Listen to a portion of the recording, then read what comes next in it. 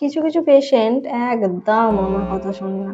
আমি যত বলি যে রোজ ওয়েট চেক করার কোনো দরকার নেই, শুধু সানডে করে চেক করতে, বাট তারা সেই রোজ ওয়েট চেক করবে।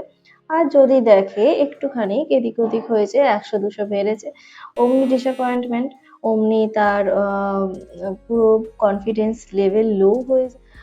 আর যখন এইরকম দেখা যায় তাদের কনফিডেন্স লো হঠাৎ করেই অনেকটা কমে যায়, তারা ভাবে যে আমি এত খাটলাম, এত কষ্ট করে ডায়েট করলাম, তবু কেন রেজাল্ট পেলাম না, কেন আমার ওয়েটটা আবার বেড়ে গেল। তো তাদের জন্য বলি এইটুকুনি ওয়েট বাড়াটা যদি তোমরা একটু জল বেশি খাও, কোনোদিন হয়তো আমাদের শরীরে জলের কোয়ান্টিটি কম বেশি হতেই পারে, তো সেই ক্ষেত্রেও এইটুকুনি ওয়েট কিন্তু ওঠানামা করে। সেই জন্য আমি বলি যে প্রতিদিন ওয়েট চেক করবার কোনো দরকার নেই, সপ্তাহে একদিন চেক করবে এবং আমাকে ইনফর্ম করবে, তাহলেই আমি ঠিক ওটাকে ট্র্যাক করতে পারবো যে ঠিকঠাকভাবে কমছে কি কমছে না। যদি না কমে সেই অনুযায়ী ব্যবস্থা অবশ্যই নেওয়া হবে। সুতরাং এত টেনশন করার কোনো প্রয়োজন নেই, যদি সঠিকভাবে সবকিছু মানা হয় তাহলে রেজাল্ট কিন্তু অবশ্যই পাবে।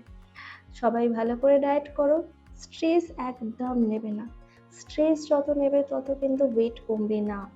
স্ট্রেসটা একদম জিরো আনতে হবে, ভালো করে ঘুমোতে হবে, ঠিকঠাকভাবে খেতে হবে, জল পরিমিত খেতে হবে, এই সব জিনিসগুলো যদি মানা যায় আর আমার ডায়েট চার্ট যদি ফলো করা যায় তাহলে রেজাল্ট কিন্তু অবশ্যই পাবে।